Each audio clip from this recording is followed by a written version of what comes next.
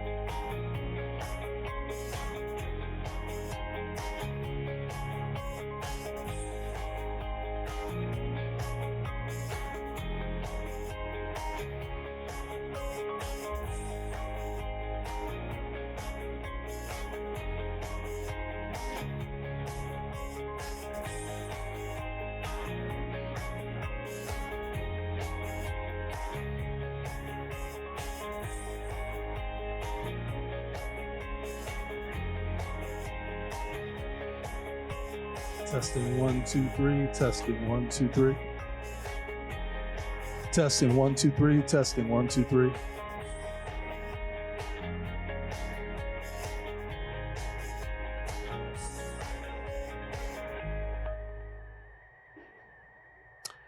Good evening, everyone.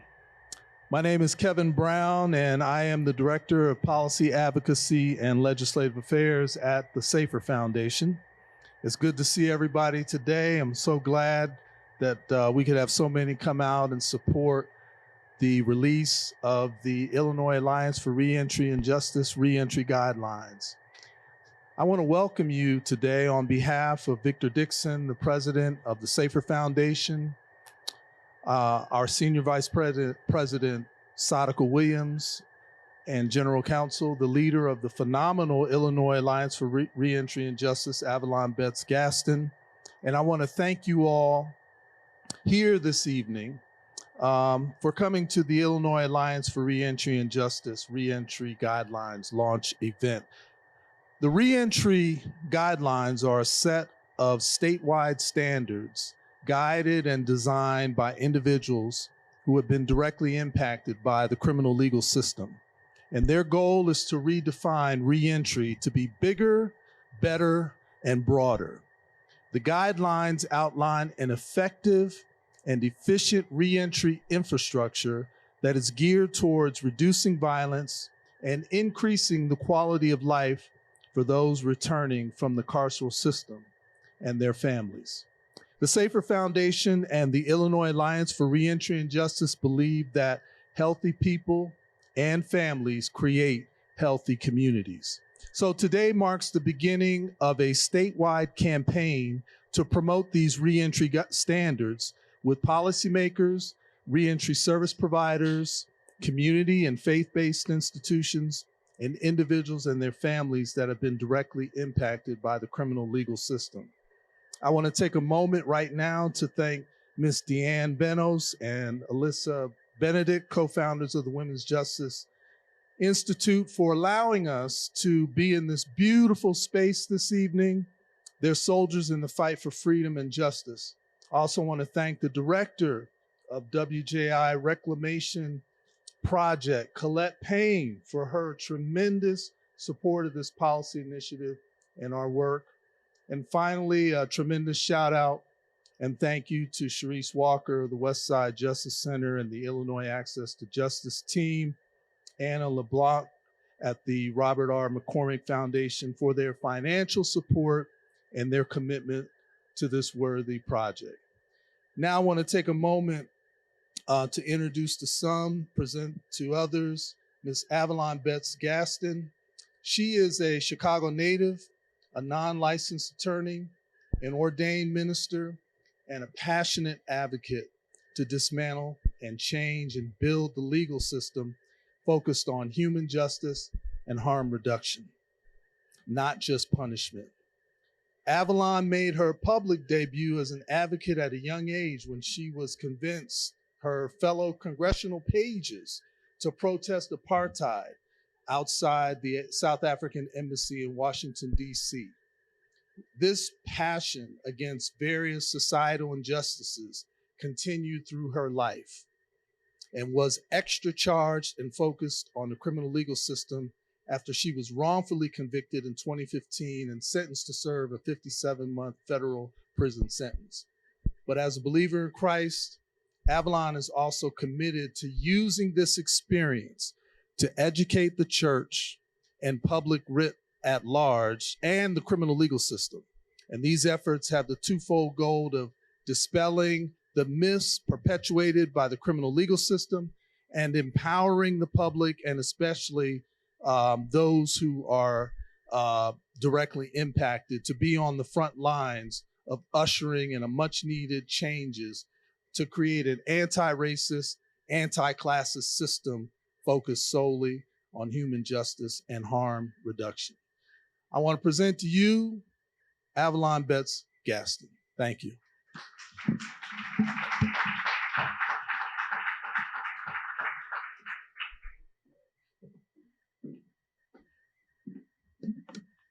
Thank you so much, everyone, for joining us today. We are excited about this, what we're about to embark upon in our state and hopefully in our nation. We really believe that reentry should look different than it currently looks in our state. We think that it should start much earlier in the process, and it should focus on the entire family unit, because the entire family unit is impacted by an entanglement with the criminal legal system. And so we're going to just do a quick presentation, kind of like highlight some of the things that we talk about in the guidelines. They can be found on our website, but I just wanted to do just a quick summary of what's in our guidelines. Next slide.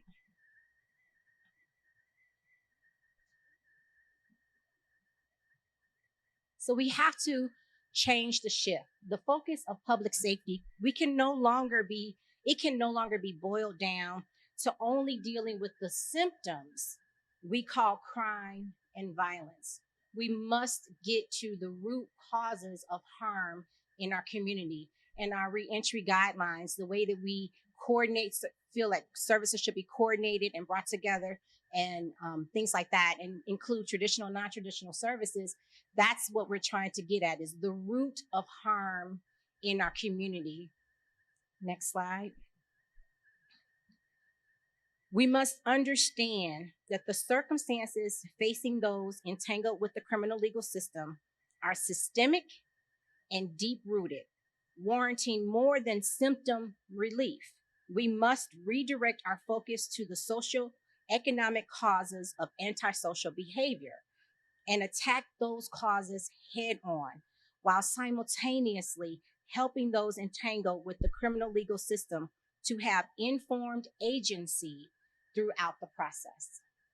Next slide.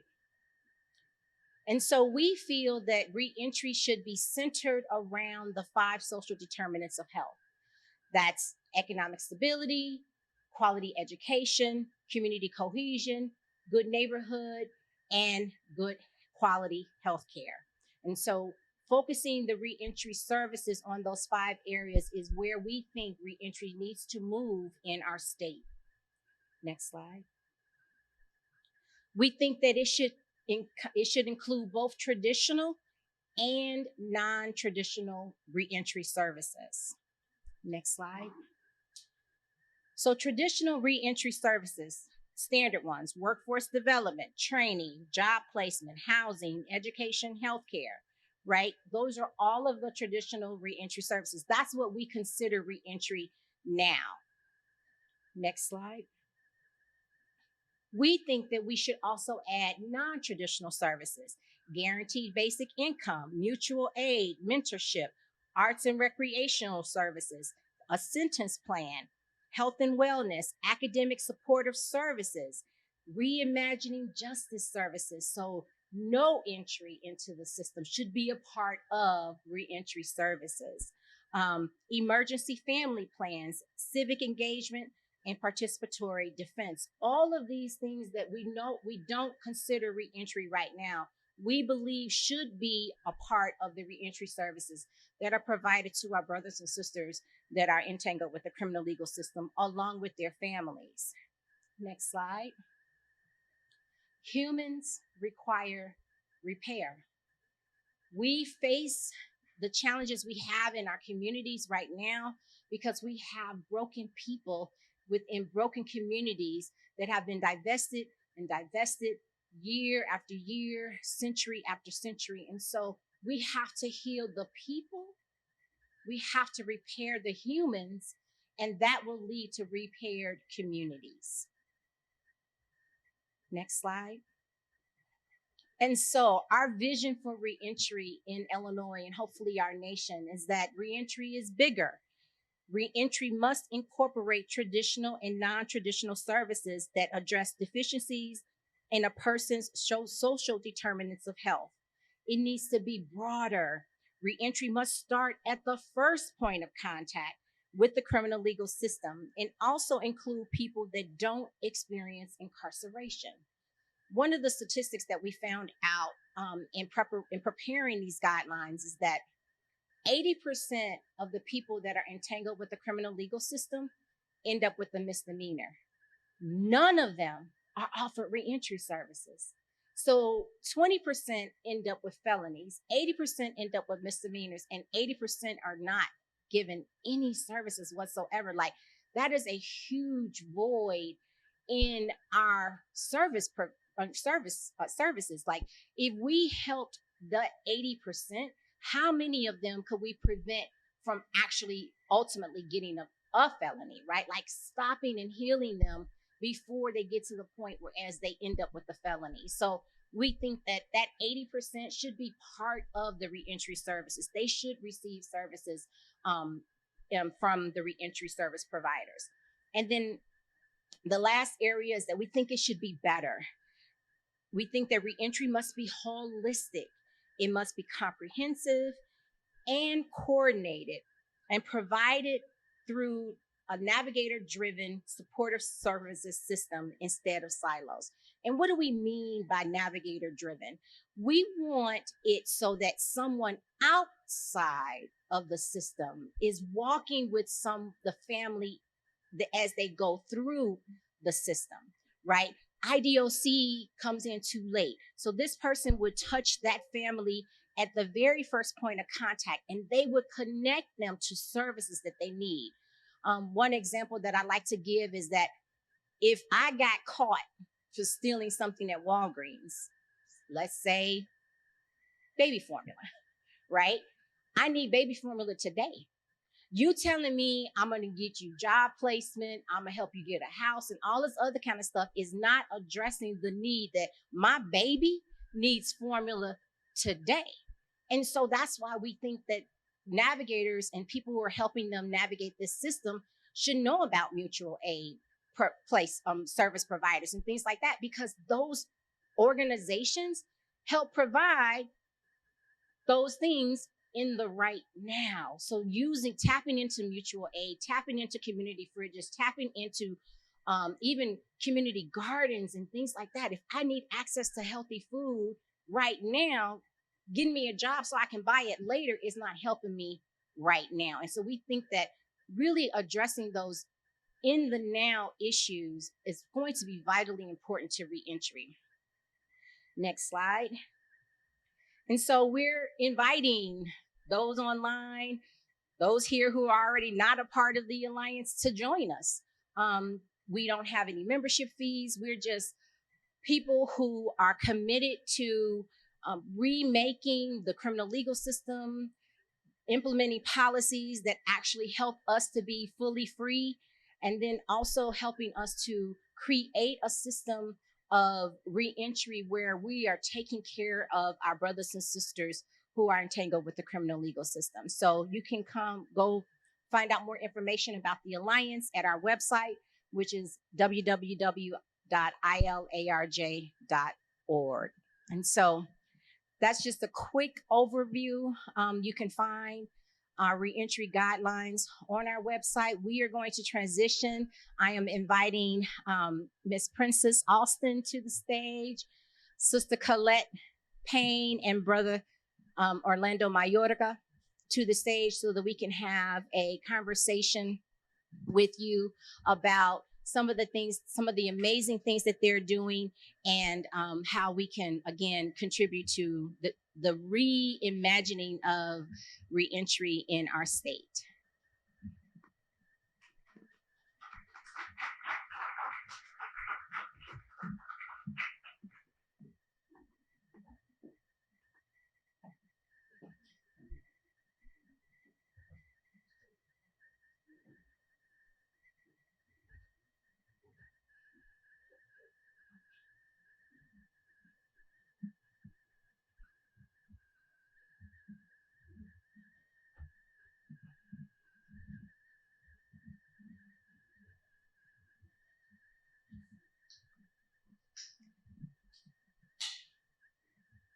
Just to give you some more information about the Alliance, we meet on the second Tuesday of every month via Zoom. So at 1 o'clock. So, and it's for about an hour and a half. So you're more than welcome to join any of our meetings.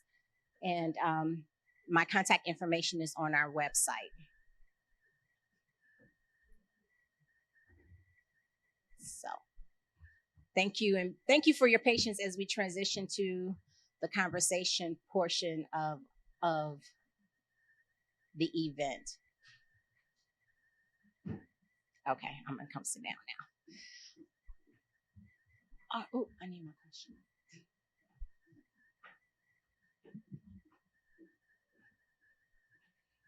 So, brother Mayorga, I'm gonna start with you, of course. Um, I wanted to kind of talk to you about the the restoring the circle, not the circles, but the restoring restorative justice program that you were instrumental in getting implemented in our state institutions and things like that. And I wanted to kind of talk to you about that, get your input on how is it going, what are some of the outcomes you're seeing, and how do you see it kind of making a difference in the lives of the people who are participating in it, as well as their families.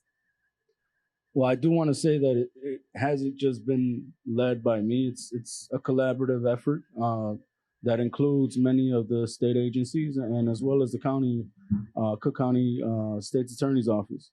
The exciting thing is it's not only in the hands of the institutions, it's also a community-based component to it, being led by the Institute on Public Safety and Social Justice. So the idea behind this pilot is to provide a restorative healing centered approach to harm that has been caused in the community. It's a project that's going to have an apology letter bank component to it, whereby a person who's incarcerated can choose to write a letter of apology to a person or a family member that's been harmed. That letter will then be stored in this apology letter bank where the victim service units at the Attorney General's office, at the Illinois Prisoner Review Board, IDOC is involved in this as well, but it'll be an effort to provide information to the community that this program exists.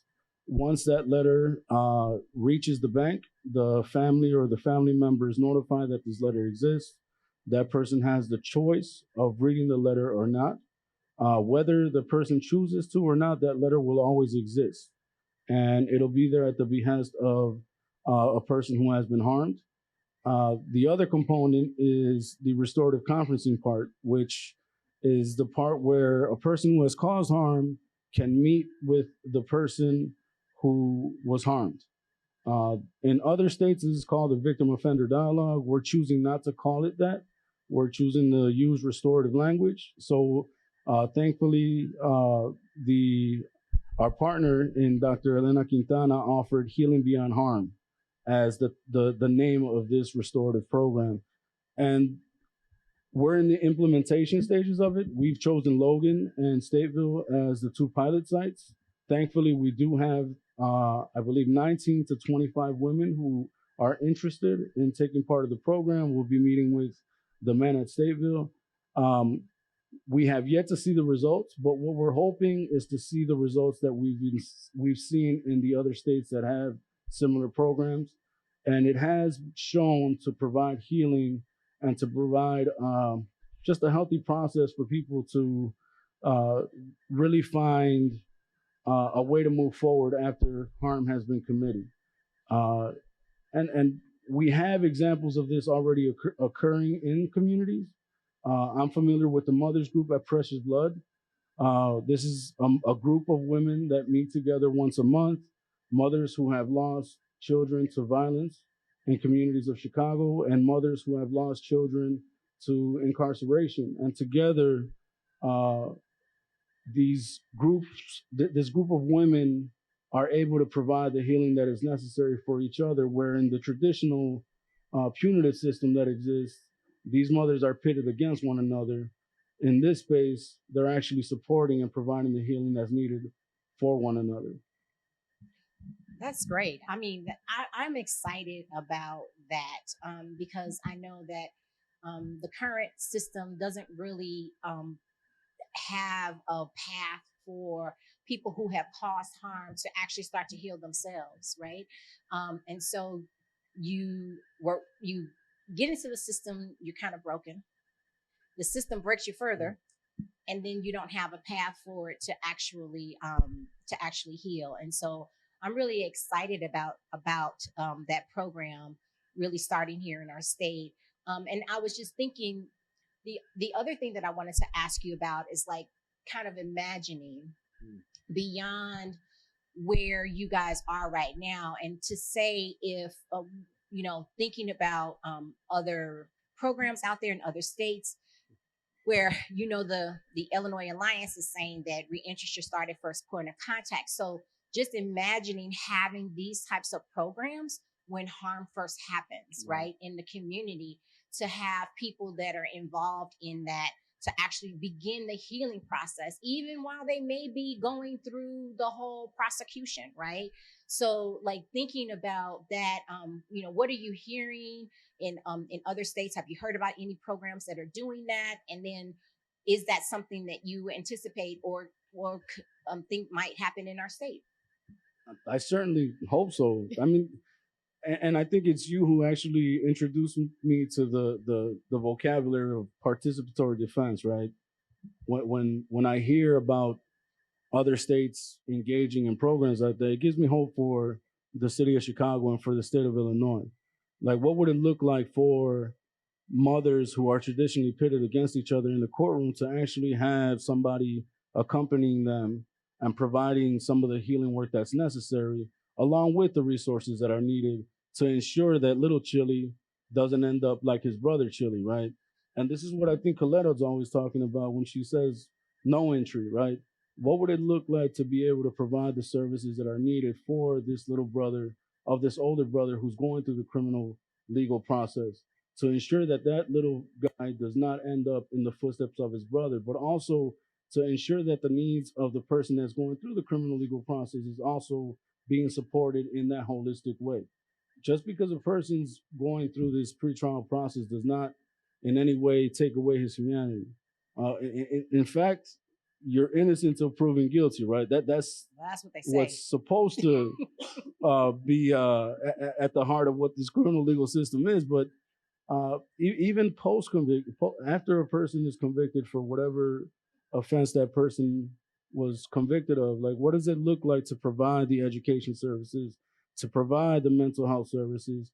And really, there's a conversation Colette and I were having, and she's going to speak to it as well. Like, why aren't those services already being provided the way that they are needed in the community? Like, today's actually a really sad day for a lot of people who are formerly incarcerated. We lost somebody very dear to many people in the formerly incarcerated community, the justice impacted community. And I just wonder what it would have looked like to have been there and to have provided everything that she needed or that this person needed to ensure that tragedies like this don't happen. And I do want to say there's a lot of hurting people out here in communities across the state and communities across the country. How do we begin to implement some of these restorative practices so that then communities can move forward in transforming their own communities and addressing the harms that are happening in the community? Because at the end of the day, the people that are closest to the problem are closest to the solution. Exactly. And so thank you for that segue to Sister Colette. I know that WJI is starting to have circles here as post-release services to women specifically who are coming home and to our community. So tell us a little bit about what that's like. What has that experience been like for you guys, and then what's the vision that you see for those beyond what you're doing here, like scaling up into other not that, I mean, you guys can scale up, but scaling up as well. So thank you for that question. I would like for you to reach behind you and hand me that board. So I can give folks a visual. I'll hold it up. Yes, hold it up. Hold it up. So, last year we came out with our report. It's a report based on these 5 rights and needs. Pretty much the same thing of what you're speaking about. And we're on the same page. We just explain it or have it explained in a different way. But these are WJI's Women's Justice Pathway model, the 5 rights and needs as it relates to women. Not saying that men don't deserve the same thing, but it looks different. Incarceration and reentry look different for women.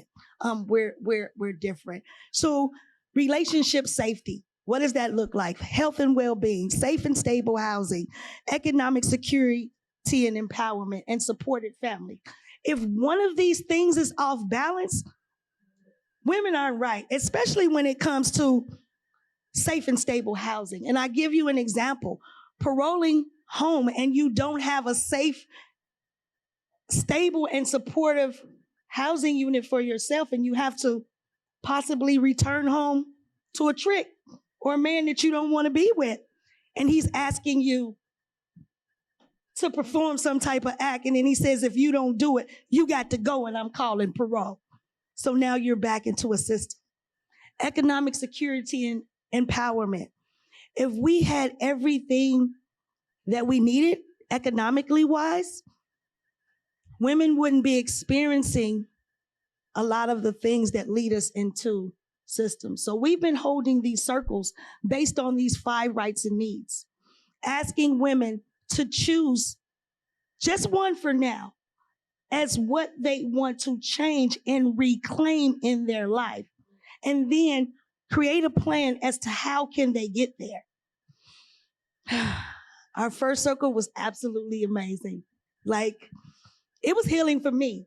And I know what it took for me to get to where I'm at now, and I wish I would have had this type of process and the circle process in place. Maybe it wouldn't have taken so long. I did my first prison sentence at the age of 14. And if I had a healing space, my trajectory would have been different. And I wouldn't have cycled in and out the system for so many years. I'm not going to tell you my age. I know I look, no. But yeah, I cycled in for many years. And what does that look like? But then when we sit in circle, using this indigenous practice, and we have folks in circle, how it's a welcoming space, but sometimes we feel I can't share. If I say how I'm really feeling, they're gonna look at me as weak.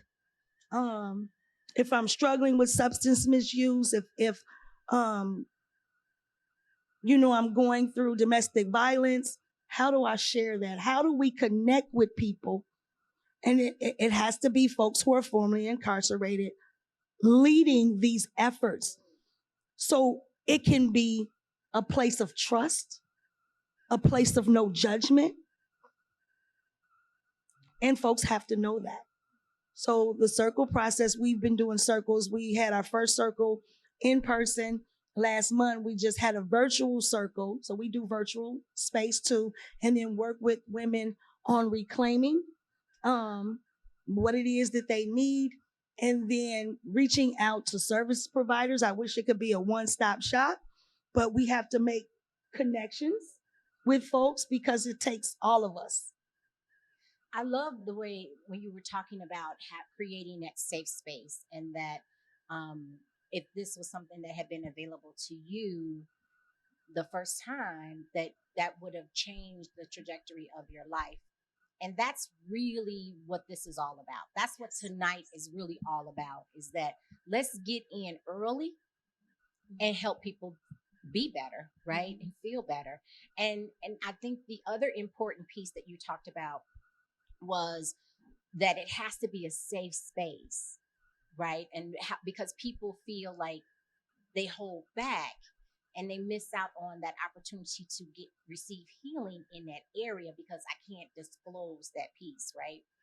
And that's learned behavior by the system. We're taught to not be vulnerable in the system. I can't even tell you how many times I cried in the shower, right? Because you couldn't cry in your bunk. It wasn't a safe space to cry. You couldn't show that type of vulnerability around other, and not that somebody would have done anything, but you just didn't feel that the space and the circumstances afforded you the opportunity to be able to be that vulnerable in that public space. And so you cried in the showers. And so I think that we're taught, the system teaches us to kind of do those things, to not disclose those things. And so when we come home, we're trying to figure out how to navigate that and be vulnerable in those ways that we were taught, that we weren't afforded to have that happen. And I know that the same is true. I've heard the same is true for men's prisons as well. Like, you cannot show that type of vulnerability necessarily in public. You have to kind of be, you know, I can't show that I'm at risk of having some emotional issue at this particular point. And that's sad, right? Because the system is supposed to be rehabilitating, right? It's supposed to be helping. It's a corrections system, so-called. And yet it doesn't even give people the space, the safe space to experience the emotions that every human being has to experience, and especially in that environment. And so I'm glad that you are providing that safe space, and I'm so happy that that the women are having access to that as part of their entry into society, right? Like, they're coming back to their communities. Most women, we know 76% of the women that are incarcerated are mothers, primary caregivers. 80% are mothers, and so the dynamics of their coming home is different. And if we thought about intervening with them, like you were saying, when you were 14, prior to motherhood, all of those things, right? It just would have been, and I'm not trying to say this to be crass, but it would have been cheaper, right? You know, it would have been cheaper, but it also would have given you more, you would have been experiencing emotional wellness for a much longer period of time, right? And that's really what we're trying to get at. So, Princess, I'm turning to you now. You are you're in the service you're a service provider, you're a professional, and I know that you work for Safer. I work for Safer. Safer has just incorporated wellness this year as a part of the services that it's providing. And so I wanted to invite you into this space to talk specifically about, like, how is that going? What does it look like? How has it been received? And how do you see, what are you hearing from your peers, not necessarily at Safer, but maybe at Safer, about what it's looking like in other places as well? For sure. Thank you for having me here. Just to, express, one, my gratitude for the work that we're doing to rebuild our communities. And as you know, Safer Foundation, we're doing it. And what wellness looks like right now, we have the Safer Counseling and Wellness Center, which is located at 808 South Kedzie. And how it's going, it started. And that's one of the biggest, challenges, just to getting started. And we have started, and me specifically, I'm involved in a grant-funded project by the Department of Justice titled Project HAIL. It's a medicated assisted treatment program. And if you're not familiar with MAT, it's the combination of medications and therapies that focuses on alcohol and opioid use. And if you are familiar, it's a reminder that this is another option for individuals who are navigating their substance use. And this project is implemented into the 2 adult transition centers. And these are individuals who are finishing out their sentences, right? So starting at that first point of contact, which could have started way before then, but we're glad to, be in there, so, provide them with that support now. And what wellness has looked like is, one, just explaining, right? Given that education, this is what wellness is. And I know for myself, people say, how do you take care of yourself? I had to think about that before I asked the question. What does that mean to me? So I could better explain it to the individual that may ask me that same question. And we work tirelessly, just like all of you here and all of you out there, to support individuals who have been wronged, harmed, right, by systems that were put in place, from what we hear, to protect us. And with this project, what we're finding is that a lot of individuals have this background of alcohol and opioid use. And I believe the statistic is about 64% of individuals who are incarcerated can be at any time diagnosed with a substance use disorder. At any point in time. right? So we're thinking, we have individuals say, that wasn't my background. I didn't have any issues or challenges with opioids or alcohol. But what we know about problems, you may have not faced them prior to, but they could be right in front of you, especially re-entering the community, right, where we haven't had that exposure or those triggers, and community looks different now. So what wellness has looked like is a challenge, one, to continue to educate ourselves on what it could look like, because we can't give anything that we haven't tried out ourselves. And I hear you ask the question of, should we be starting at the point of contact? Of course. Of course, if we're thinking about the approach of a person-centered and individualized plan, because when we meet an individual, they may not have the issues or the problems that we have in place. We might not have what's in place, I should say, to support them, right? So we've created this plan, and when you re-enter, we have this plan in place, but not if we didn't ask this person at the point of contact, what are your issues? What are your challenges? What do you anticipate happening? So wellness has looked just like that, asking those questions. What it is that we can do better, differently? Just start. So that's what wellness has looked like.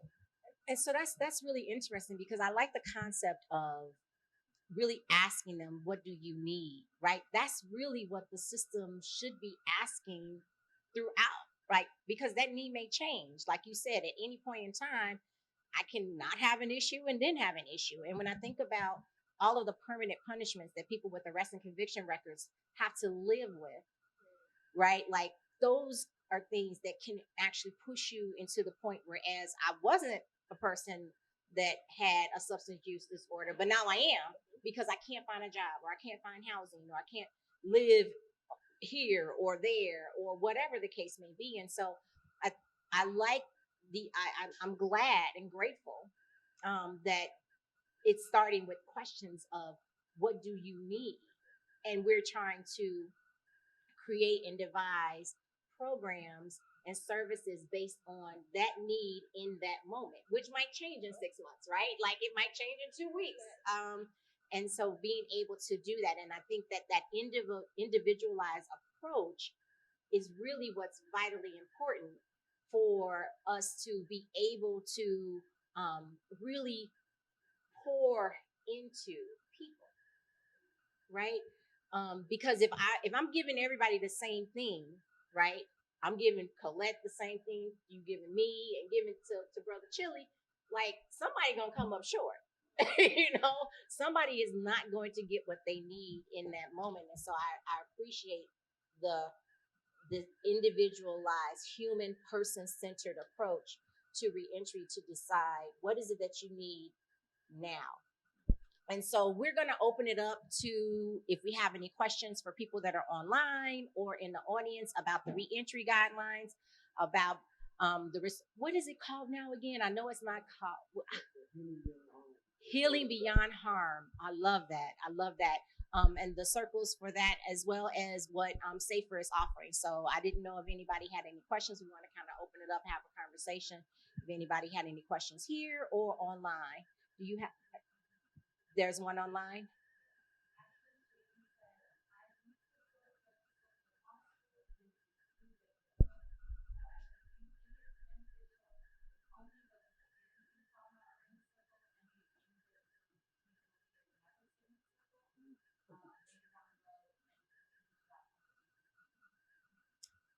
So go ahead. I was going to say, there are different kinds of circles. That type of circle that the person online is speaking about has to be agreed upon between all parties. Like, folks who have been harmed may not want their abuser sitting in the circle. They're just not ready to have that conversation face to face. In a circle like that, it's a lot of questions that have to be asked to see if people want to take that healing journey together. Just because I forgive you doesn't mean I have to forget. So, yeah. And I think it gets a little murky when you talk about systems themselves that have historically caused harm, right? And I think about the lieutenant governor, right? She herself is a restorative justice practitioner. She has nothing to do with the harm that has occurred for, the extension of what the office has been there, for how long the office has been there, right? But I think having a lieutenant governor who understands what restorative justice is, who herself is a practicing restorative justice circle keeper, I think it provides an added lens for what it may look like in those government spaces. I think by her having the ear of Governor Pritzker, it makes it easier for people to start being exposed to what this really is. And restorative justice isn't just about being in circle. It's actually something that people carry with them and live out in their daily lives, right? So restorative justice isn't just something that you're exposed to when you're in circle. It's while you're building relationships in community with other people and being able to show them through your actions instead of actually just saying what restorative justice is. Because at the end of the day, it's all about storytelling. And we say this a lot. It's not about making up stories, but actually sharing your truth and being able to feel comfortable in sharing your truth. The difficult thing in that is that when you're a person who has suffered historical trauma, generational trauma, and a narrative that says that your voice doesn't matter, this is where then the spaces are needed for people to be able to start sharing those stories with each other. And I think about something that Lisa Daniels says, somebody that I really admire for the way that she views restorative justice, because she lost someone very close to her in an act of harm.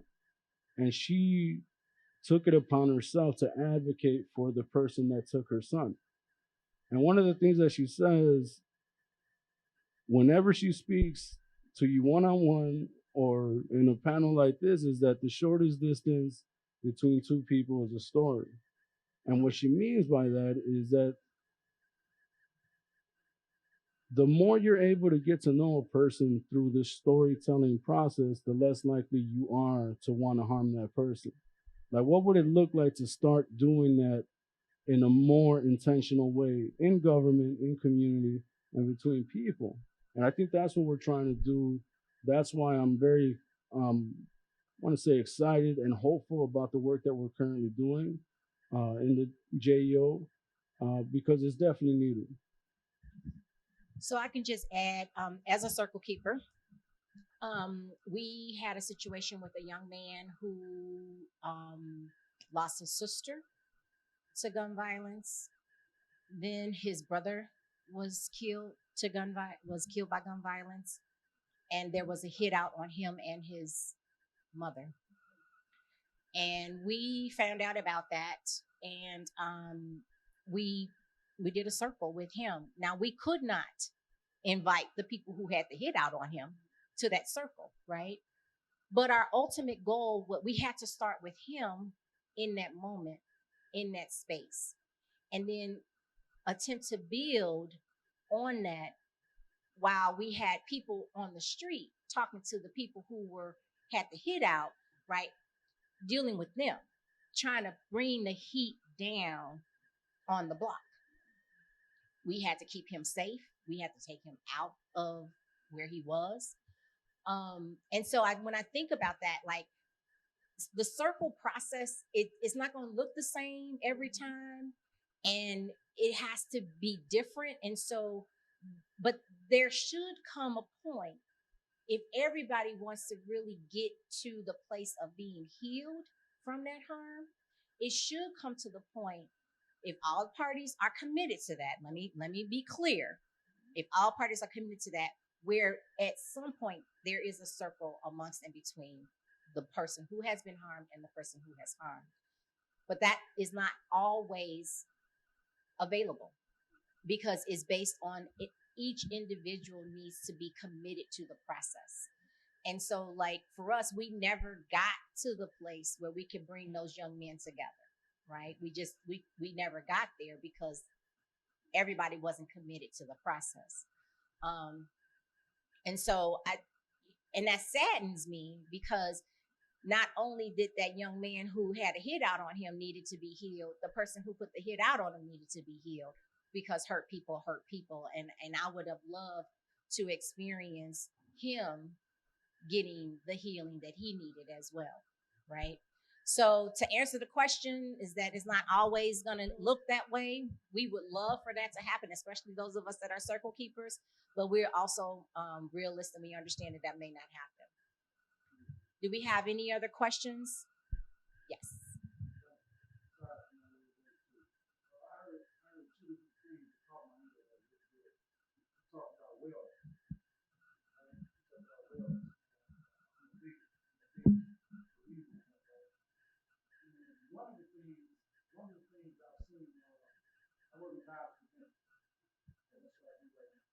One of the things I see is that you don't always have the buy-in, not from the, not so much from the people that are trying to help, but from the people that can actually help us get it. I mean, we can go, you don't always have the buy-in.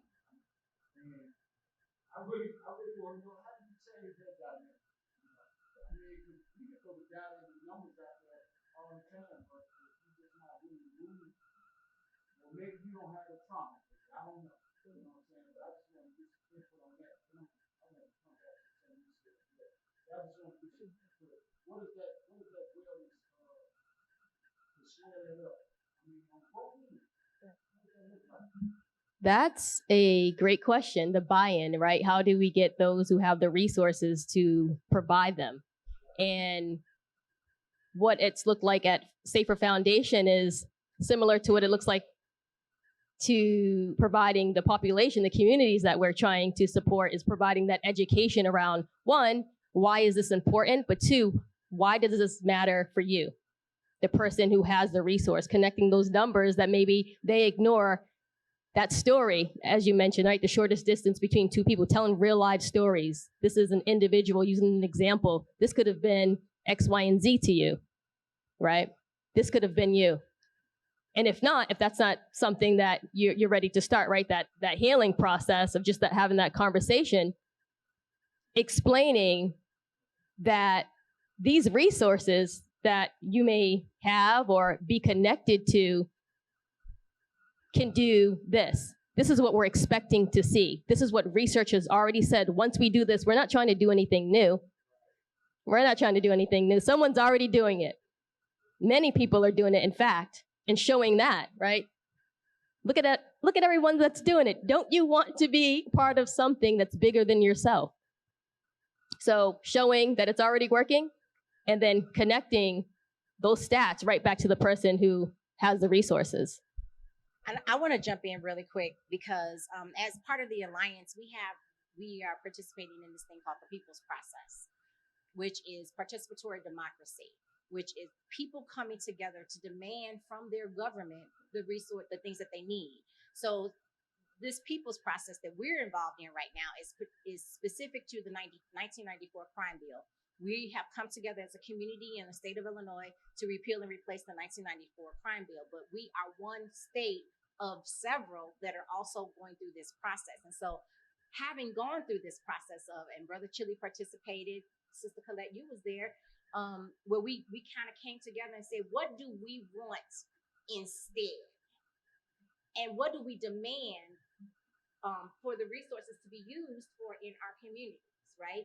So having that conversation, but being involved. So participatory democracy as well as participatory budgeting, which is the second piece of that, which is us coming into our communities and saying, we demand the dollars be spent here.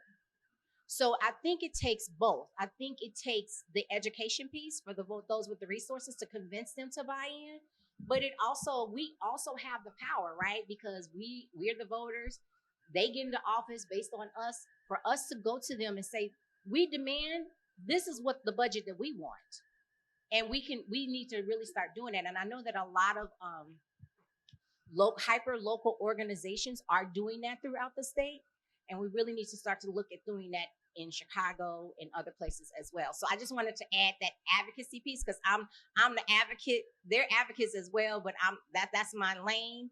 And so I always want to add the advocacy piece to that, because we do have power in what is called participatory democracy or participatory budgeting as well, to get those resources where we need them. Can I add something to that? I don't know. Wellness is like, people need different things to be well. It looks different for folks.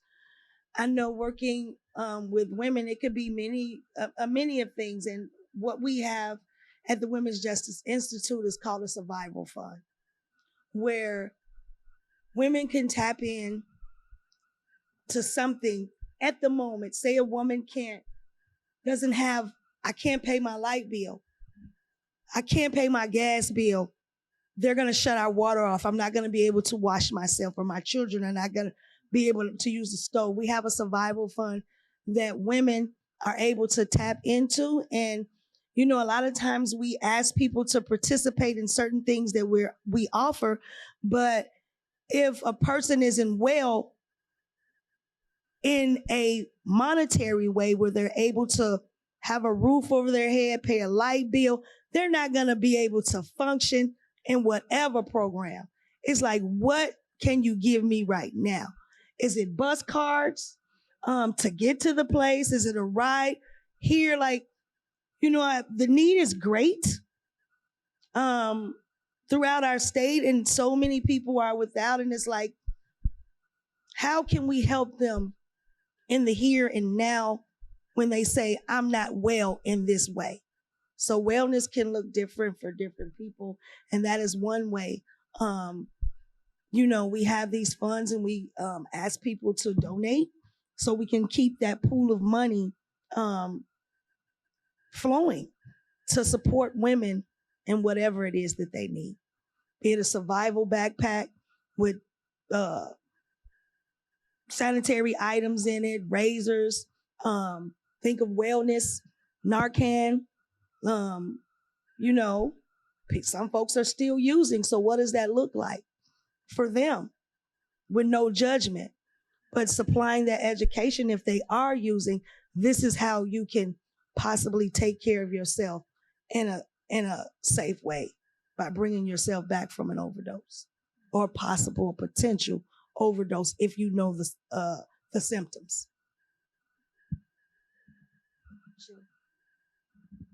I know there was another question. You had your hand up.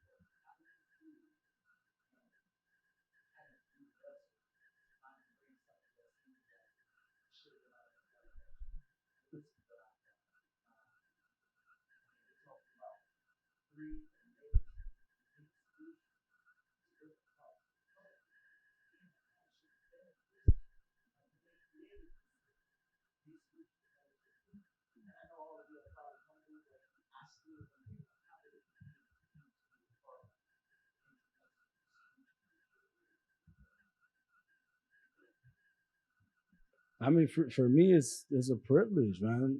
I would never have imagined doing what I'm doing now 5 years ago. So 5 years ago, I was in a prison cell thinking I was gonna be cutting grass or fixing air conditioners. Cause now, and I know it's funny, but that's what I went to school for while I was incarcerated, right? I wanted to have a skill so that when I came home, I could make a living. I could support my mother. I could, you know, provide things for my nephew, who I love, who I wish I could see a little more. But those are the things that were on my mind. I never thought I would be meeting, you know, Father Kelly and getting into direct service work. but it's a privilege, and it's also like a really big responsibility, man.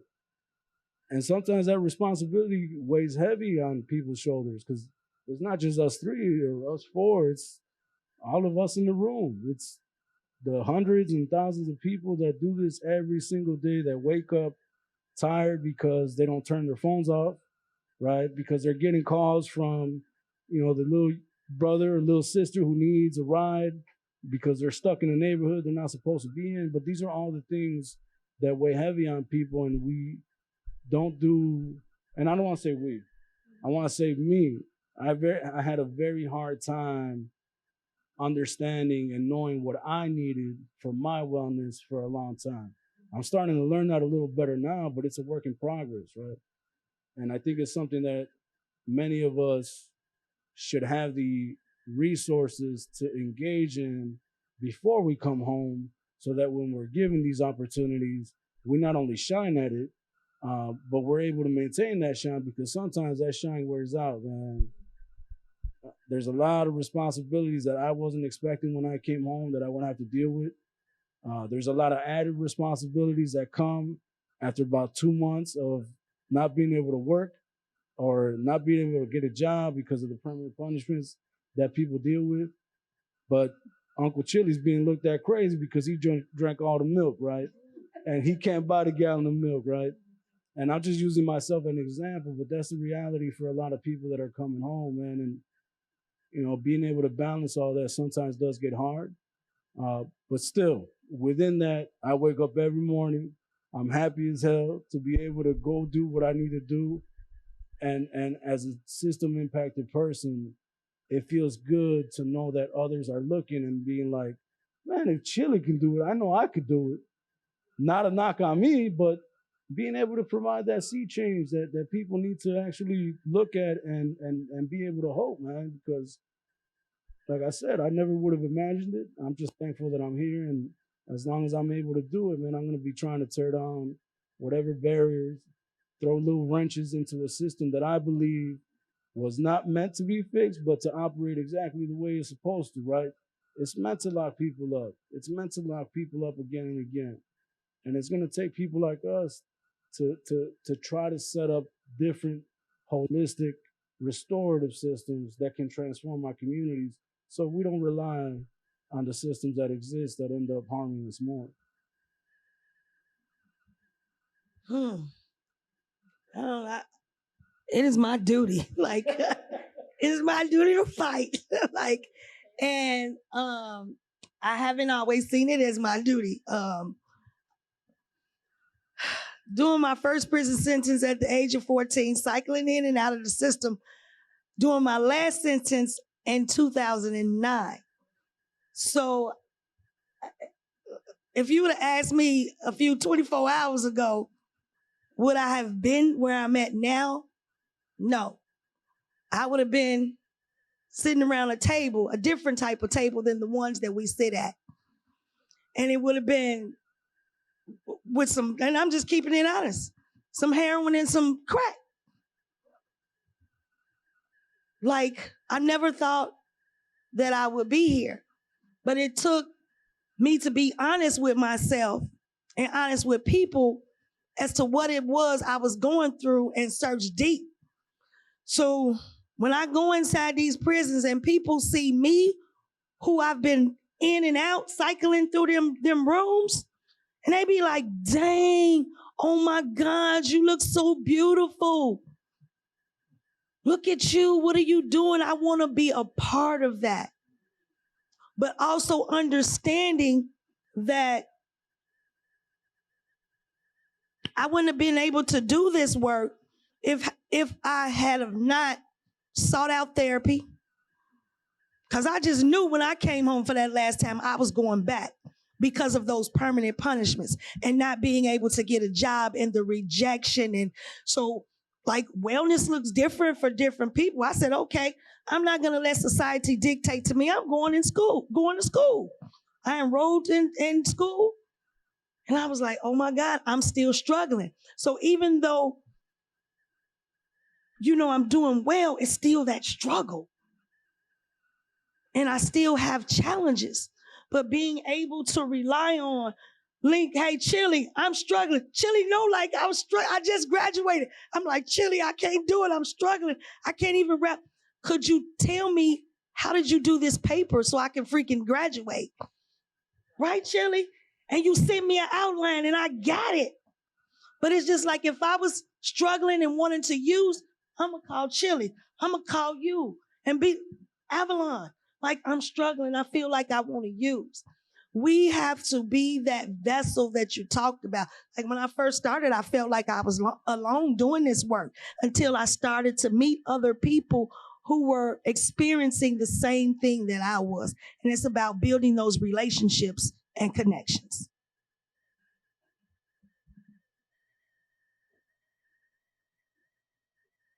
Well, one, I work with an amazing team. I have teammates, colleagues, leadership that believe in me, that really believe in me and believe in our team and believe in our initiatives enough to bring it to the organization. And what my wellness looks like is the same thing I'm trying to offer. Calling my therapist, my support system, my family, what's in place for me. And as you can imagine, there's some situations, conversations where you leave work heading home and knowing that on the other side of that, you don't know really what to expect at home. Problems, right, arise in the workplace similar to they arise at home. So what does that support system look like at home? What does that support system look like in a 9-to-5? And one day I had left out of the ATC, the Adult Transition Center, and which both located on the west side of Chicago. Skirt, got to make the sound effects. And the reason why I it was a little bit faster is because I saw two individuals. One had a crosswalk vest. The other, pretty tall, is how I can remember him. And the third individual I saw was halfway on the sidewalk and halfway on the street, laid out. And being trained in substance use, like many of us, whether you're trained in substance use or not, I think that person who's laid out may be experiencing an overdose. And to be honest, I'm off the clock at this point and carrying around Narcan, as you mentioned, which is the medication used to reverse an opioid overdose, pull it out my glove compartment. And I'm doing all this in real time, but really, what am I thinking? I don't really know. I wasn't really trained outside of CPR and things like that to attempt to save someone's life. And thankfully that person lived, at least from that experience. And when I went to administer the Narcan, the fire department was already approaching. And what I do want to share is what one of the firemen said to me. Still, it shakes me up a bit, is that I'm holding the Narcan. They have some because they were called, and likely on the west side of Chicago, which has the highest rate of fatal overdoses in the entire state of Illinois. This fireman says to me, save that for the next block. We got this one. And that's a day at work. That's a day at work. So those are stories I share here, and I'm glad that I'm able to continue sharing this, and get that story straight through. But the first time I told that story, first couple of times just crying, right? This is just a day at work. But a day that, as mentioned, the privilege, I get the opportunity. I was chosen. I was chosen to do this. And I'm going to show up to do this. Not because I want to, not because I need to, because I was chosen to do it. And again, what that looks like for me on a day like that or any other day is tapping into my support system. The same thing that I go into these communities talking about, like, this is what you need to do to get your mind right, to get your health right. That's what I need to be doing. So before I can give it to someone else, I got to try it out on me. And that's what my wellness has looked like. It's in the moment for me, to be honest. It's not something I have planned out for the rest of the year. I don't know what's happening at 8 p.m., right? But the realness of it, it's in the moment. What can I do in the moment? As you mentioned, what do I need right now to take care of me? So I'm not going to be repetitive because of course, Brother Chili and Sister Colette took all the words out of my mouth, as well as Sister Princess. But it is an honor and a privilege to do the work that we do, right? I never thought, I had absolutely no idea when I was in my lowest point, when I was incarcerated, about what I would be doing when I got home. I have a law degree, and you would think that I would feel like, well, the world's my oyster, right? Like, you're educated. How are you not going to be? How are you feeling you don't know what you're going to do when you come home? But I also knew that I would have a tag on me for the rest of my life, having been convicted and served time.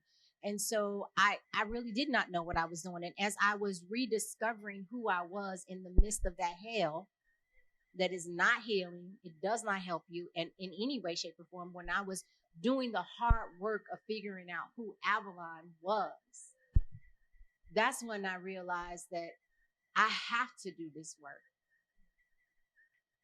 I'm called to do this work. And I'm honored to do this work, because for me, if I can prevent one Avalon, one Chili, one Colette, one Marlon, one anybody from having to experience what we experienced, I feel like I've done a job well done at that point. I just want to stop one person from going through what we went through. And so I wake up every day excited about my job. I am happy about the job that I have. I'm honored to have it. I feel like it's a privilege, and I feel like we have to do it, right? Like, if we don't do it, we just gonna keep getting what we've been getting, and that's not helping our communities in any way, shape, or form. It's not helping us either. So I love the people that I work with. I mean, I get to work with Chili and Colette and many of you here, Mo, and I mean, and Kevin, I'm honored. And Alex, oh, I hope you okay now over COVID. I mean, I know he over COVID, but I'm like, I hope he's feeling better. But I'm just saying, that just having people in our lives that work really hard and that come to this work with a passion and a heart for people. It is an honor to share that space with people, and I'm very happy to be in that. So we are going to transition into our healing drum circle. Dr. Logan is here with us, and we are honored to have him lead us through this healing practice. I'm so excited about this. I've never done a healing drum circle before. So we're going to transition to that. Please feel free, for the people that are in person, if you haven't helped yourself to food, please do that. And we'll go ahead and do that transition. Thank you so much. Thank you guys so much.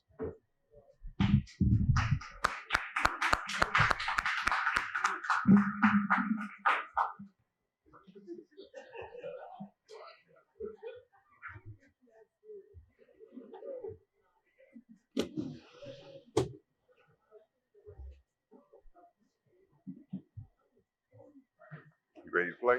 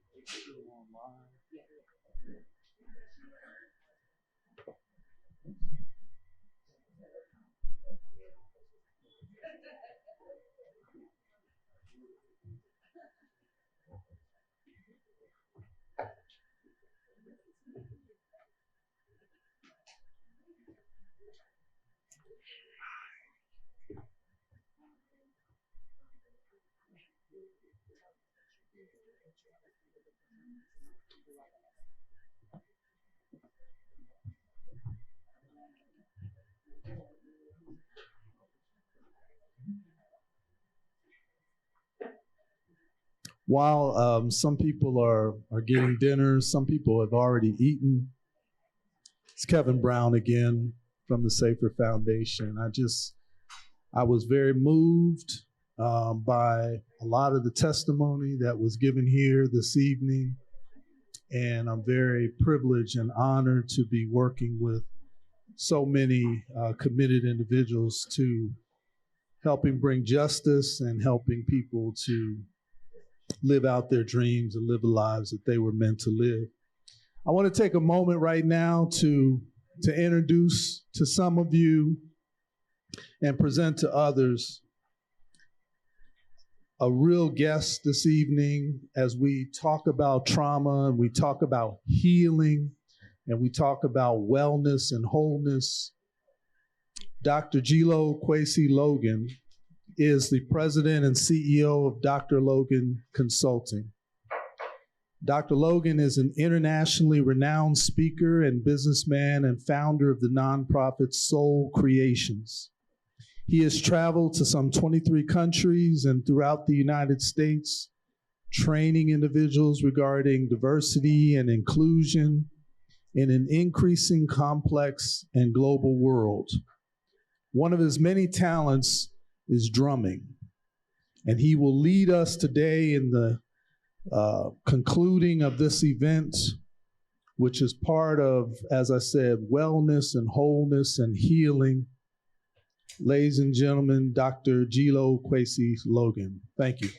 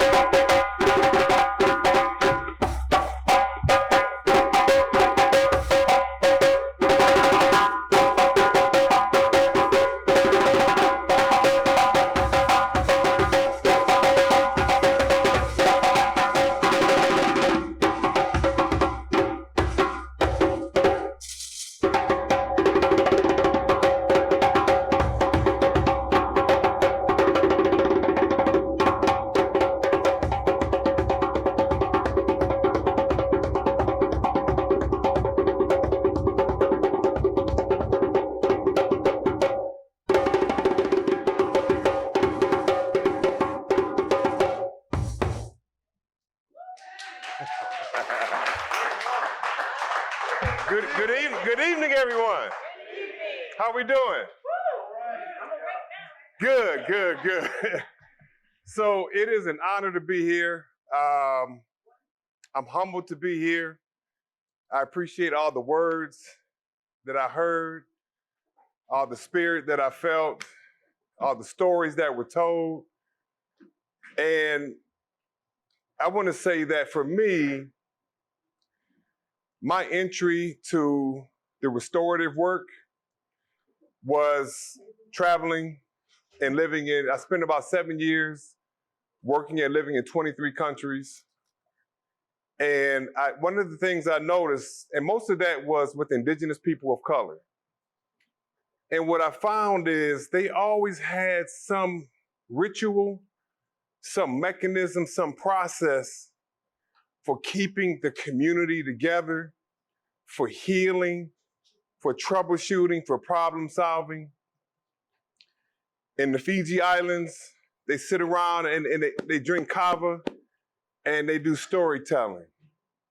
In New Zealand, Aotearoa, the indigenous people, the Maori, they go to the marae, the sacred land. They go to their ancestral home and they sit down and they tell stories. When I was in Papua New Guinea, I was in the Engen Highlands, and I just came after an incident where a young man who was Engen, he was in Australia for school. He came home for the holidays, and some people captured him, and with a machete, they chopped off his right arm and his left leg. As a result of that, his people, his village, there was an uproar. So what happened is there was a quarrel between a man and a woman, a husband and a wife. She accused him of being abusive. So she left the home, because in that community, women lived in the man's village. She left, went back to her village. His people went to the village and took her back. So she left again. His people went and burned the house down. And as a result of burning the house down, they took this young boy who was coming home from school and chopped off his right arm and his left leg.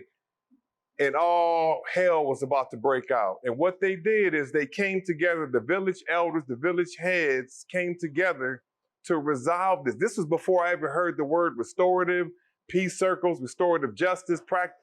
This was just what they do. And the elders came together from both villages to problem solve this before they destroyed one another and everything. I came into the village and I observed the ceremony where there were thousands of people who came together from both villages to try to resolve the situation. And in Papua New Guinea, in the Ingat Highlands, the currency, they have the notes like a dollar bill. They also use salt, the kina shell, and pigs. That's currency. So as we're driving to this compensation, they called it, I'm seeing people walking with pigs, bags of salt, shells, and they're all bringing this because it was not an issue between two individuals. It was not an issue between two families. It was two communities, two villages, and everyone had a stake in that. So they all participated. Some people brought a pound of salt. Some people brought one pig. Some people just came with some food, but everybody contributed something towards this resolution. That was my introduction to restorative practices. So when I come here to the United States, I later on became a practitioner. So I facilitate restorative circles and peace circles and healing circles and many different types of circles. And the drum can be used for the healing. So I've lived in West Africa for about 2 years. And that's where I learned about these drums, learned how to play these drums and the healing power of these drums. There's 3 general reasons why the drums are played. First is to honor, to call on, and evoke the power, the force, and the energy of our ancestors. That's the first reason why the music is played. Secondly, is to honor, to evoke, and call on the power, the force, and energy of our elders. Third is to tell a story. There's thousands of rhythms for every facet of life. Even if you're planting garlic or you're harvesting onions or you're going fishing or you're building a house or digging a well or there's a ritual and there's rites of passages, there's songs and rhythm. In the African indigenous languages that I know, there is no indigenous word for entertainment. That's a foreign concept. Western Europeans brought that notion there. Art is functional, it's practical, it's meant to serve a purpose. It's not for entertainment. So the drumming is for calling and evoking that power, force, and energy of the Creator, our ancestors, our elders, and telling these stories. And it's meant for healing. So one of the things that I've come to understand is just like the drum, it's a circle, right? Both sides. So when we play the drum, we sit in a circle. We're all equal. It levels everyone out. I might lead, but I'm just a participant in the circle. What I've come to understand is that these drums were so powerful that when our ancestors came from Africa to the Americas, Europeans outlawed us playing the drum in many places. And as a result of playing the drum, because we communicated, when it was time to revolt, when it was time to meet, when it was time to come together and heal, we played the drums. And what some Europeans did is you played the drum, they might whip you. You keep playing and being disobedient, they would take that drum, and typically it was black men, and they would put your hand on that drum and they would pull out that axe and chop off that hand to prevent, they're like, oh yeah, you want to play that drum? I'm going to show you something. And they would chop their hand off and destroy the drum in the process. That's how powerful the drums are to our history and to our people. We used it for healing. What I've come to understand is that rhythm and beat are universal. My understanding is because we all come from our mother's womb. Doesn't matter if we were adopted, doesn't matter if we were a foster child, but we all came from the womb. And in the womb, we heard our mother's breathing. We heard breathing. That's rhythm, the rhythm of the breath. We heard our mother's heartbeat. That's beat. So beat and rhythm seem to be universal, different interpretations of it. But when we play the drum, we are honoring our elders, our ancestors, and the women from which we come from. We're honoring our culture, we're honoring our people, and these are used for healing. When we're playing the drum, the actual playing of it is healing, but so is the vibration that comes from it. This drum is called a djembe. Can everyone say djembe? Djembe. All right, good, because remember, I'm not here to entertain y'all. We all here to participate, right? That's right. Okay, it's not, again, no concept of that. So the djembe comes from these drums have been played for over 500 years. These types of drums, long history. At the time when Mansa Musa was the ruler of the kingdom of Mali, and when Mali was the size greater than continental Europe today, Mansa Musa was the ruler, and that's when these drums came about. So the djem, it comes from the djem, that's the name of the wood, the djem wood, and be signifies the animal skin that this drum is made out of. So what kind of skin do you all think that might be? Lamb? Goat? Cow? Anyone else? Someone said it. Beaver? Okay, all right. Somebody got it, actually. I'm gonna give you your hint.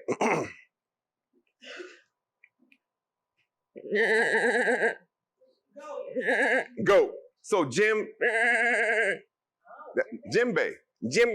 Let me have you all do that. Djembe.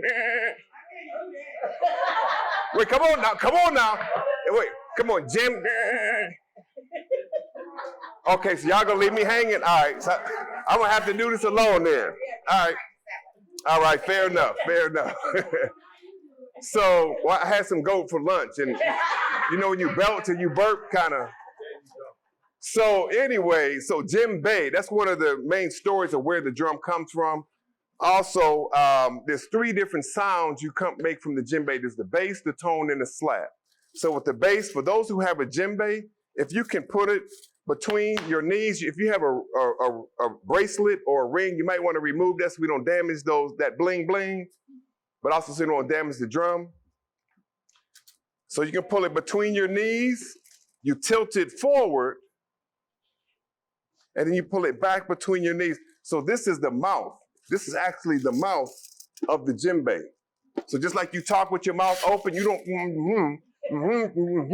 But when you talk, right, so we open the mouth of the djembe because this way you can't hear. But when I just simply tilt it, right. So that's part of how we play the djembe. We don't beat the drums. We play the drums, right? We don't beat them. I'm not speaking of a history of slaves.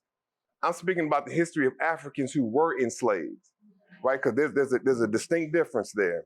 So we open the mouth of the djembe. There's 3 basic sounds. So if you sit with your spine straight so the energy can flow, you look good as well. And you're holding it with your knees, or if you want to put your feet together in front to help hold it, or if you want to cross your legs, whatever's comfortable for you, that's what you do, okay? So find your comfort zone, back straight, and with your fingertips resting on the edge of the drum and your thumbs on the outside, this is your position. So when I say in position, here you are.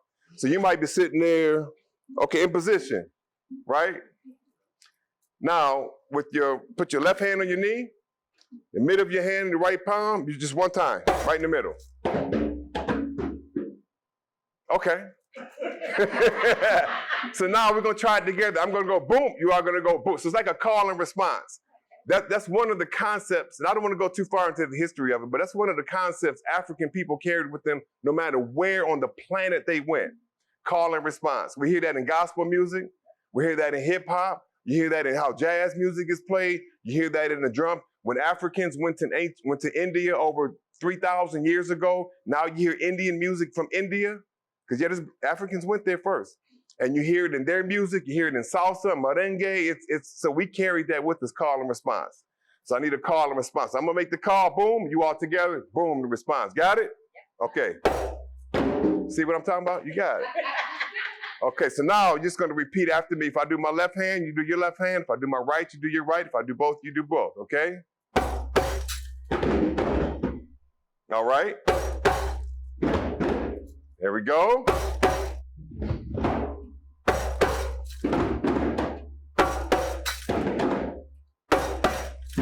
Okay, so we're gonna try to get boom, boom, boom, boom, boom, boom, boom, boom, boom, boom, boom.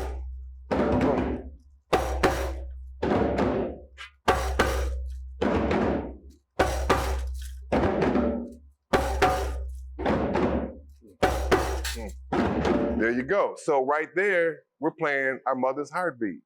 Boom, boom, boom, boom, boom, boom. So when we're doing a drum circle, that's one of the basic starting points is with that heartbeat, right?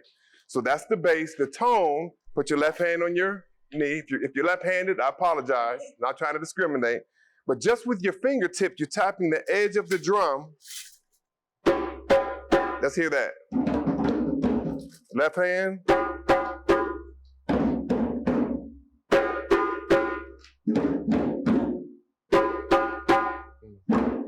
There we go. So now, and it's just, you just tap. So it looks, so even when I'm playing it fast, it looks like I'm going like this, but my fingers are bouncing. Watch. It might not look like it, but it's bouncing. So the sound can bounce. So the vibration, that's the healing. The vibration comes out of the mouth and the vibration comes from here, and that's the healing vibration from the drum. So we're gonna do a call and response on the tone, okay?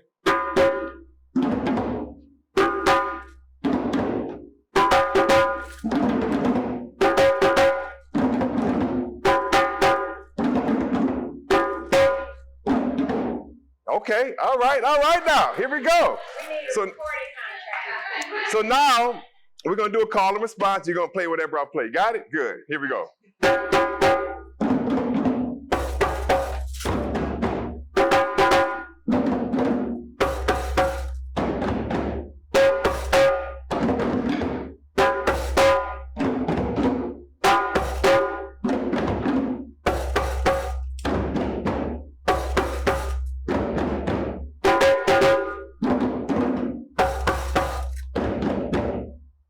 I see some folks got the love. Okay, so y'all got it now, right? All right. Okay, good. Here we go. So you're gonna play what I play.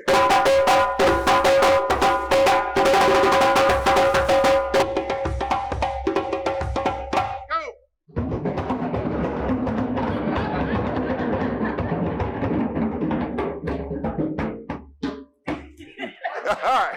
Okay. Come on, give it up now. Come on. Now that was good. We can't heal, right? Because trauma, it's like we got to come out of our comfort zone, right? And we weren't traumatized by ourselves. We don't heal totally on our own. So the drum circle, it involves stepping outside of the comfort zone. We do this in community, and you got to take a risk. You got to take a little bit of a chance, right? So that's what we're doing here today. So the third sound, we're not going to focus on. It's difficult. That's the slap. We don't slap each other, but we slap the drum. Right? We don't beat the drum, but we play the drum, but you can slap it when you're playing it. You got it? So your fingers are closed. I'm sorry, you open your fingers a bit, and it's... So listen to the tone. Listen to the slap. Can you hear the difference?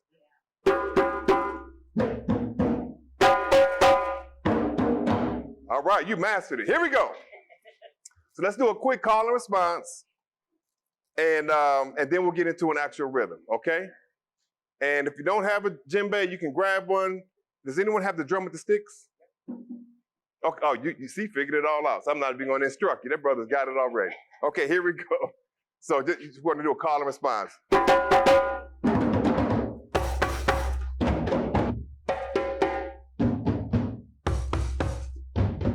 Okay, wait. Now, Avalon, you didn't tell me everybody got it like that.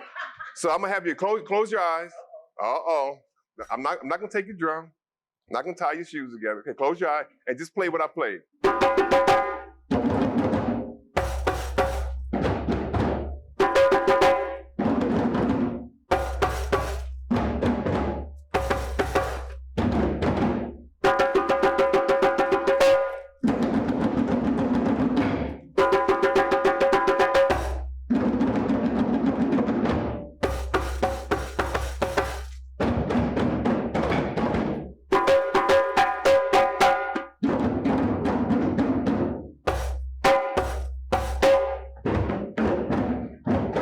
Okay, folks like that beat. Folks are like, oh, I know that one. Yeah. Okay. All right. So we're gonna keep it focused in the interest of time. So I want to introduce a rhythm that is used. It's kind of like language where there's different dialects. You have this one rhythm. We call it kasunde, right? Everyone say kasunde. So in the West African, in Africa, Europeans put up the boundaries, the borders of the countries, right? So you might have one ethnic group, one family that lives in 4 different countries. So we're not dealing with the countries, we're dealing with the kingdom. We're talking about the kingdom of Mali. And back then they were the Malinke people, or some people said Manding. You heard Mandingo warrior? Right, Mandingo, the Mandingo, the Manding, the Malinke, the Mende. This is the same ethnic group. That's where this culture and these rhythms come from. That's where that healing is practiced, right? So this rhythm we're gonna play, your right hand is on the bass, your left hand is on the tone, and because you all have already mastered this, I'm not even gonna teach it to you. I'm just gonna play it and you're gonna join in. Got it? Y'all got it? Okay. So I go. I go. I go. I go. I say I go, you say I may. Okay. I go. I may. Okay, that means I'm calling for your attention. That means yes, you have our attention. So before we go into that, I would like to briefly, can you all see this? Is that still in? So, oh, someone said it. Conch shell. This was a gift that was given to me when I was in the Fiji Islands. So this is from the Pacific Ocean. And I met a Hawaiian sister here who taught me actually how to blow it or play it. You cut a hole here and I blow into that, and then the sound comes out of this portion. This is also used for healing. This is used to clean the negativity or the bad feelings, the bad vibes. This opens rituals, this opens ceremonies, this opens healing circles. And some cultures, they have a horn, right? Some cultures, they use a hollowed out log. Some people use the shell, but again, this is a commonality in many different cultures. So I just want to blow, I don't really play, but I blow the conch shell just to help cleanse the space. Not that, not that anybody here is dirty, but we're just talking about the vibe, right? And the energy. And we're talking about healing here. So is that okay? Okay. And I'll just do it very briefly. Is it okay if I stand up? Okay.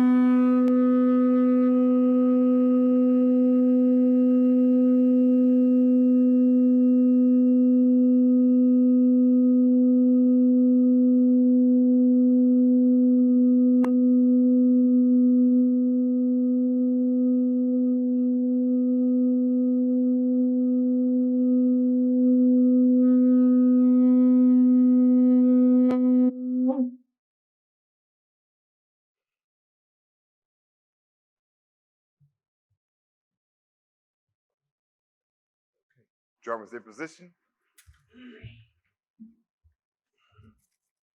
So I'm going to play the basic rhythm for Kasunde, and I trust you're going to hear it, you're going to feel it, and you're going to get it, and you're going to play it. That's it right there.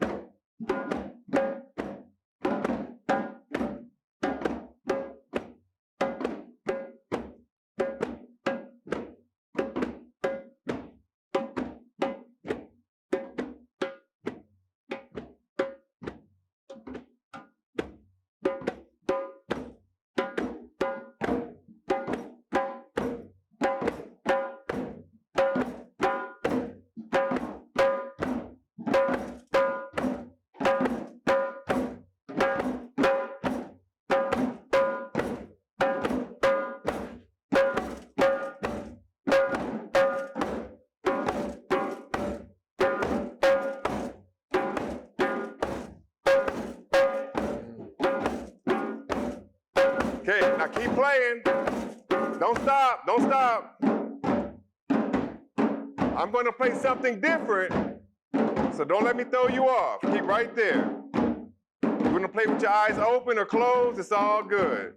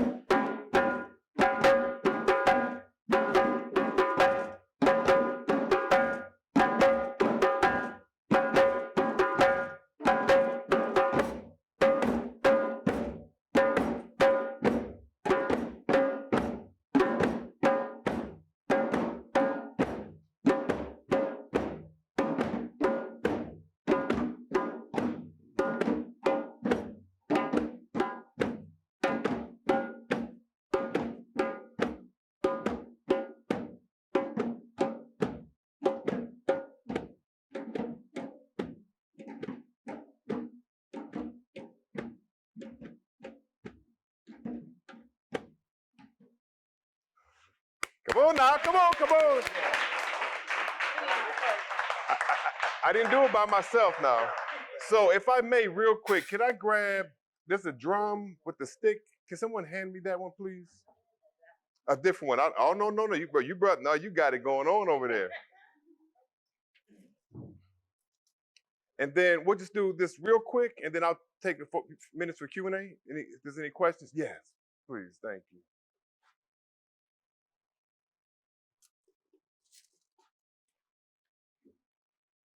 Thank you. So, Norm, so this is, what's this this drum called? I forgot. Djembe, right. This one is the June June Ba. Everyone say June June Ba. June June Ba. June June Ba. This one is the father. This is actually the heartbeat that you use in the rhythms, in the healing. That's the basis of it right here. Not the djembe, but the jun, right? Then we have the songba, which is the mother. Then we have the kinkine, which is the child. The three of those together make a family. That's the basis upon which the djembes play on top of that. But since we don't have time for all of that, I'm just gonna take the jun and pass it to my brother over here real quick, if I may. And I'm gonna take the child, that's the kinkine, and you go ahead and get comfortable with that. So we're gonna demonstrate, we already rehearsed this, so if you can go ahead and give me that heartbeat, boom, boom, boom, boom, yep, boom. Now keep it right there. Now don't let me throw you off. Boom, boom, boom, boom.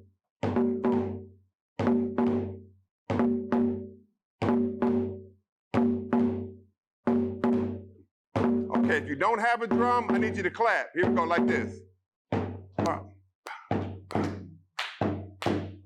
Boom, boom, boom, boom, boom, boom, boom, boom, boom, boom, boom, boom, boom, boom. Okay, now don't let me throw you off. Boom, boom, boom, boom, boom, boom, boom, boom, boom, boom.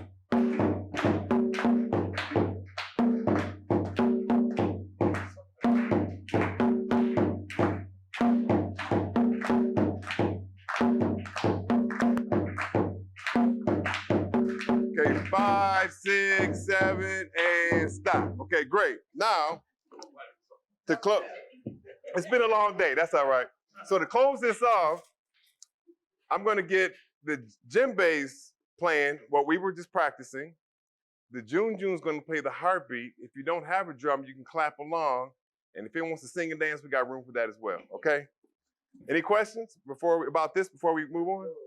Okay. Okay. So we should start with the heartbeat.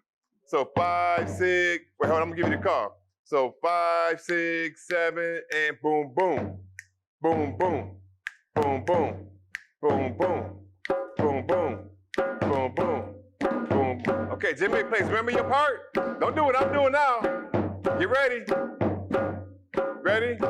Okay, you're gonna keep going. Okay, djembes. 5, 6, 7, and aha! Okay, keep going. Okay, if you're clapping, that's our timekeeper. There we go. Keep going.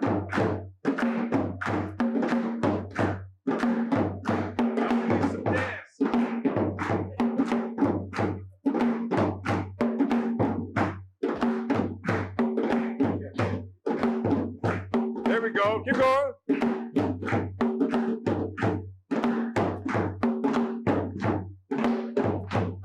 Okay, keep going right there. Let's play a little bit. Go ahead and feel it. Keep going. There we go.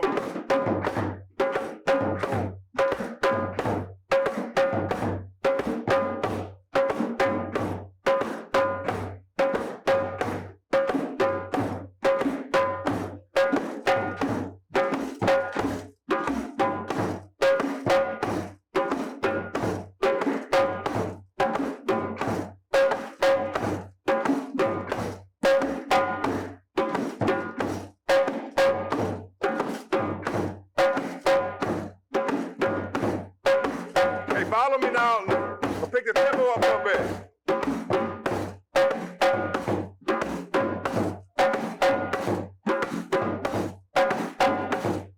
A little faster.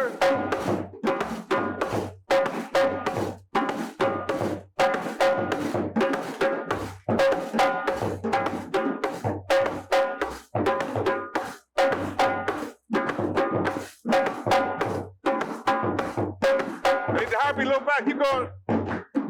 Boom, boom, boom, boom, boom, boom, boom, boom, boom, boom, boom, boom, boom, boom, boom, boom. Okay, clapping. Let me hear you. Clap. Djembe, get ready. Keep going. 5, 6, 7, and.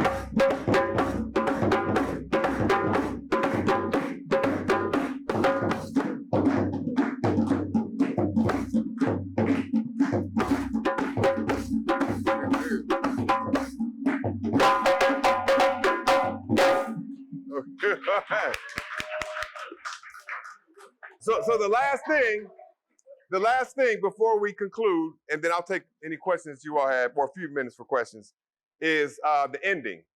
And I give the call so if you ever see a performance with West African music, particularly West African, you see dancers and it changes, they're talking with the drum.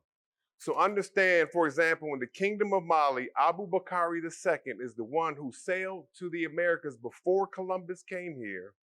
And they sailed and they used drums to communicate ship to ship to ship, particularly in the middle of the night. So drums communicated, right? So when you have a performance, the dancers are listening to the lead drummer, when to speed up, when to slow down, when to change the rhythm, when to change the dance. It's all through the drum. It's not on the count. It's not on the count. I'm going to teach you all one part of that language, and that's the call for the response. So everyone say ba ba da ba ba da ba ba. Ba ba da ba ba da ba ba. That's the call to begin. So now clap after that. Ba ba da ba ba da ba ba. Right there. So you just do the clap this time. Ba ba da ba ba da ba ba. That's where you start. Ba ba da ba ba da ba ba. That's where the dancer's foot would first hit the ground. Ba ba da ba ba da ba ba. That's when the rest of the rhythm would come in. So we're gonna do ba ba da ba ba da ba ba. Right. So you would start your rhythm right there. If the call is slow, the rhythm is slow. Ba ba da ba ba da ba ba. Now I'm going to demonstrate the rhythm on a slow call. So you all don't clap. I'm going to demonstrate the call and the start. Ba ba da ba ba da ba ba. Right? The call was slow, the rhythm slow. Or ba ba da ba ba da ba ba. So that's how you know when to come in, at what tempo to come in. So I'm not going to tell you.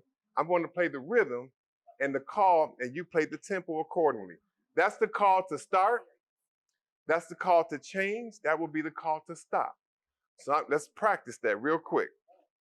So I'm going to go ba ba da ba ba da ba ba. Boom. Ba ba da ba ba da ba ba. Ba ba da ba ba da ba ba. Boom boom. Ba ba da ba ba da ba ba. Boom boom. Djembe, one more time. Ba ba da ba ba da ba ba.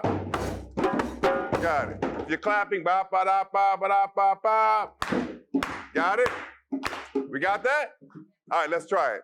So we're gonna get the call to start. I'm gonna play. I might pick the tempo up. You just have to play with me. I might slow it down. You gotta play with me. If slower doesn't mean quiet, faster doesn't mean louder necessarily. Then when I want to end, I'm going to give you the hint that I'm going to end. That is, that's like, okay, get ready, get ready, get ready, get ready, get ready. Ba ba da ba ba ba ba. Boom. That's how we all end together, listening to the call of the drum. We got it? Yes. All right. Let's practice it before we perform it. Okay, here. So let's all come in together. Oh, wait, I'm going to call for you to respond on the rhythm. Okay. I like that anticipation, that eagerness. Right. Aha. Keep going. Keep going. Keep going.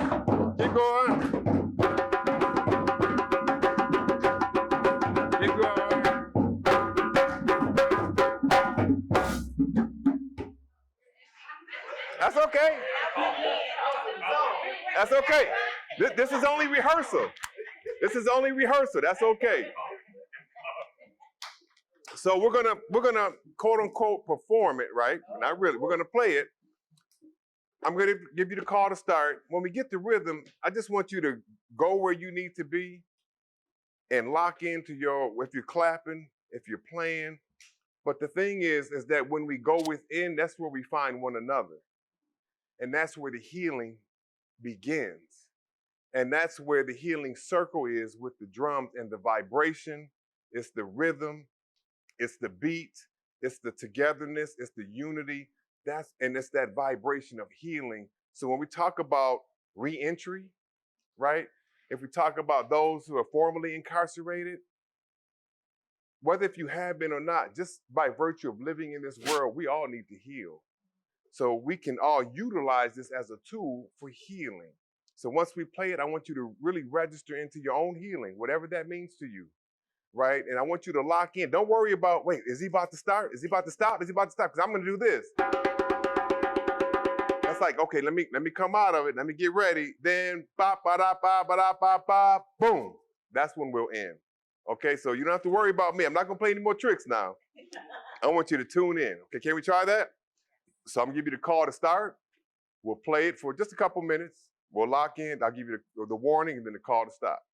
I go? I go? All right.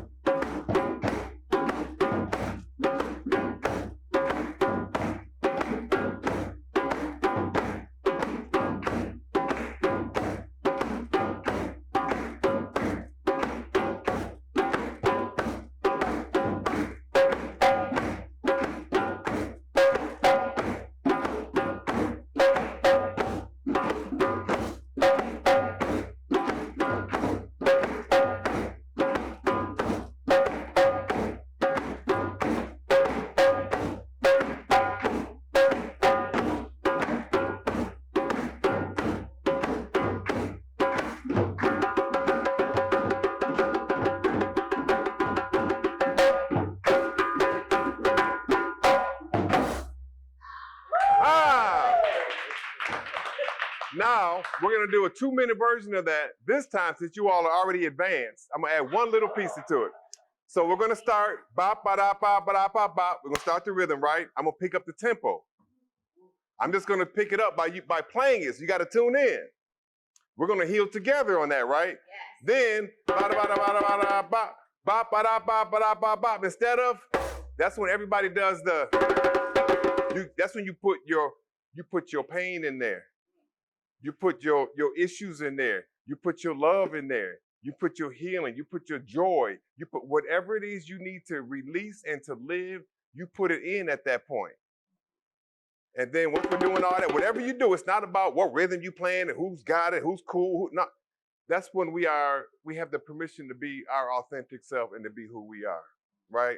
When we're doing all that, then I'll give the bop, ba-da, bop, ba-da, bop, bop for the last call. Any questions? Any questions? Okay. So the call to start, we'll play it. I'll pick up the tempo. The call for the drum talk, we call it. Whatever you do. And then bop, ba-da, bop, ba-da, bop, bop. Okay, here we go.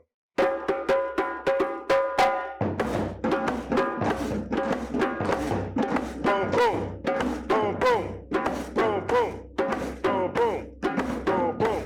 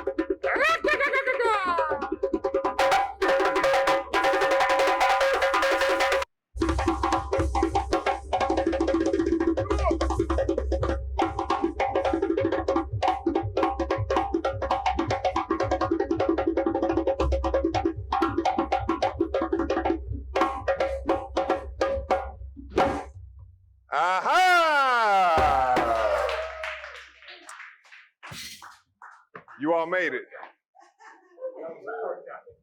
Thank you. Go. Excellent. Any quick questions or comments? I really appreciate this. It's interesting. Like, I grew up in dance. My father played drums. He was from Panama. He came over and brought like my two dancers, and I never. I guess I was young, and you know how the saying is,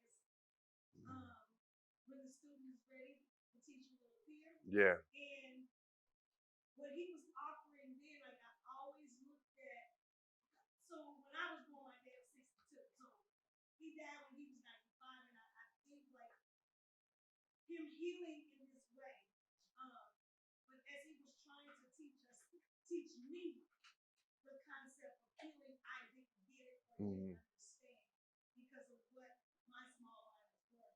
And my siblings got it, and I was like the only one who went to jail and started doing drugs. I really appreciate that, and I honestly believe in my ancestors speaking through other people. Yes. And I get it. Thank you.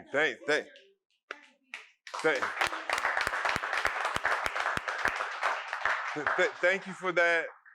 Thank you for that. I really appreciate that. And I just want to say that, yeah, I mean, as you said, when we're ready, right? And unfortunately, we didn't lose all of our culture, but the parts that we lost, you know, we hurt because of that. And this is one aspect of that is foreign to many African Americans. It's like, oh, African drumming. Wait, African American, Africa. Wait, there's a commonality there. And these rhythms, these beats, it's all within us. Our ancestors came here and the rhythms were within them. They carried that knowledge because again, we're telling stories. There's thousands of stories to tell, and utilizing the music, not for entertainment, but for healing, for storytelling, for community building. So when we facilitate some of these stuff, we literally might have 50 people at 50 drums. And we have an hour or 2 hours. Imagine how we can really get people on board. Because I just kind of threw it at you today. But just imagine how powerful that can be to do that collectively with the collective healing. Because, again, we didn't hurt on our own. We don't necessarily heal on our own. So I really appreciate your comment. Thank you. I saw that in the early 70s at Washington Park swimming pool. The Washington Park swimming pool, yes. Right. They used it. I didn't understand it. And then I left and went to college. After college, got incarcerated. After that, started my life working and everything, and then I was reintroduced to it again, but at 67 in Lakeshore Drive. Yep. And when you just mentioned it'd be probably 50 drums, it just seemed like they was coming from everywhere just to get in. Right. So now I understand when you just said that what it was. Thank you. Thank you for that. Yeah, thank you for that. And a lot of times, like, so in African culture, what you'll see is, like in Western world, we talk about uniformity. Like people want to like look the same, act the same, walk and talk the same. And if you don't, you kind of ostracize or criticize, right? Or you look at a marching band, right? Everybody, you know, all on the same. No, in the continent, it's like you have room and space to be who you are. You do it your way. And in doing it, we're all doing it together. But you do it your way. So there's that space for that individuality, for your own authenticity. It's not about fitting in as much as it is contributing to the greater. Someone mentioned a comment earlier about being part of something greater than ourselves. The healing circle really helps to bring that out.